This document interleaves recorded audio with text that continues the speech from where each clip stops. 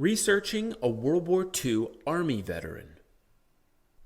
This presentation explains how to reconstruct the service history of individual World War II Army veterans whose official military personnel files were lost in the 1973 archives fire.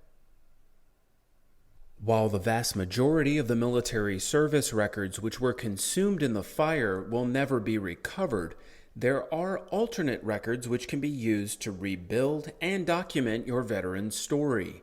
Let's take a closer look at some of these records. Safeguarded military service records. The National Archives estimate that 80% of Army military service records were lost in the 1973 fire.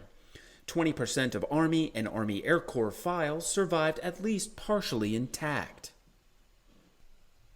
Service records with pages which survived the fire are classified as safeguarded military service records and can actually be viewed in person at the National Archives.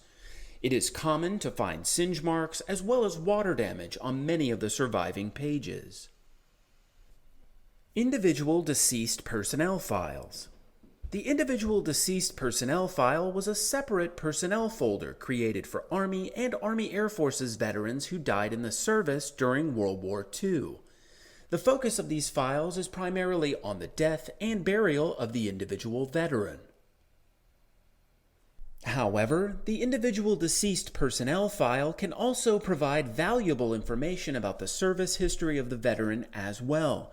Many individual deceased personnel files include correspondence regarding repatriation of the veteran's remains and transfer of their personal effects to the family.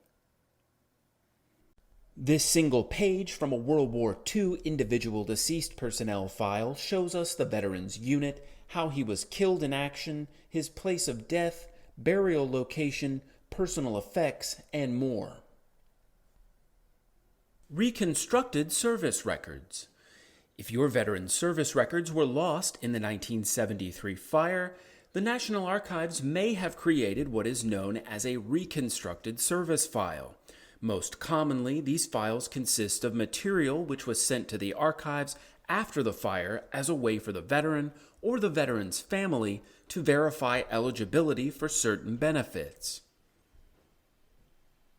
This particular veteran's paperwork was faxed to the National Archives in 2002, at which point the archives created a reconstructed service file. This file stands in place of his original records which were lost in the fire. Auxiliary service records. If there are no pages in your veteran's military service file which survived the fire, and no reconstructed file, there may only be auxiliary records on your veteran. In most cases, the auxiliary file is nothing more than a final pay voucher. Although sparse in detail, these records do provide helpful clues. Notice that the final pay voucher can show us the date that the veteran arrived in the United States after serving overseas, the date of discharge, the place of discharge, his rank, serial number, home address, and previous station. Army medical records from World War II. Hospital admission records are organized by serial number, and they document the medical treatment of World War II veterans. The information contained on the medical extracts come directly from the original medical records of the veteran before those records were lost in the 1973 fire. From this particular medical extract, we can see that the veteran was in the infantry and was wounded in action on May 12, 1944, as the result of enemy artillery fire. His medical diagnosis indicates that he took artillery shrapnel to his back. Morning reports. The morning reports are company-level unit records, which enable us to track individual soldiers day to day within the units to which they were assigned. These records document important details such as combat participation, military duties, promotions, ranks, dates and locations where a veteran was wounded, injured, or killed in action, and map coordinates where an Army veteran was stationed on a given date. The military abbreviations which are used on the morning reports are essentially a form of military shorthand. The unit designation, date, and geographical location are listed at the top of each page, allowing us to determine the exact locations the veteran visited. Note the incredible amount of detail on just this one page. On April 4th, 1944, John R. Patterson, who was a staff sergeant with duty code 653, meaning that he was a non-commissioned officer, was lightly injured in action, dislocating his shoulder. He was subsequently sent to the 91st Evacuation Hospital for treatment. Likewise, his fellow C Company companion John R. Warsock, with duty code 604, meaning that he was a heavy machine gunner, was SWA, or seriously wounded in action, due to artillery fire on the same date. He was also sent to the 91st Evacuation Hospital for treatment. General Orders and Medal Citations. Many World War II Army veterans were awarded medals for heroic actions performed in battle. The Army created a permanent copy of the citation for these medals, which is known as a General Order. The General Orders often provide a detailed explanation of the gallantry exhibited by the veteran while under fire. Air Force Pilot Flight Logs. Individual flight logs were maintained for World War II pilots, co-pilots, and navigators.